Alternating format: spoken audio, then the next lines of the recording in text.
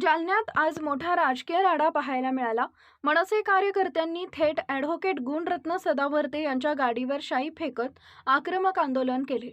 मराठी अस्मितेच्या मुद्द्यावरून पेटलेल्या मनसैनिकांनी जोरदार घोषणाबाजी करत छत्रपती संभाजीनगर रोडवरील ख्वाजा गरीब नवाज चौक परिसर दणाणून सोडला। नेमकं काय घडलं जालन्यात पाहूया या विशेष रिपोर्टमधून। मिळालेल्या माहितीनुसार गुणरत्न सदावर्ते हे जालन्यातून मान देऊळगावकडे जात असताना आधीपासूनच केजीएन चौकात जमा झालेल्या मनसैनिकांनी त्यांच्या गाडीला अडवत मराठीचा अपमान सहन केला जाणार नाही अशा जोरदार घोषणा दिल्या।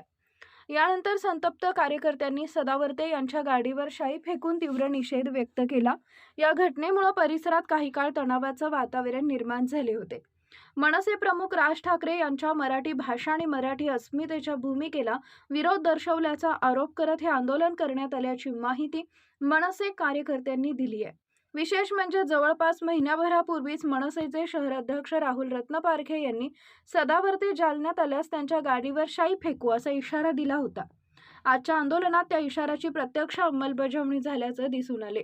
या आंदोलनात सहभागी राहुल रत्नपारखे, विलास तिकांडे, महेश नागवे, अनिल हिवाळे, मिनी शाहीवाले यांच्यासह इतरांना पोलिसांनी ताब्यात घेतलाय।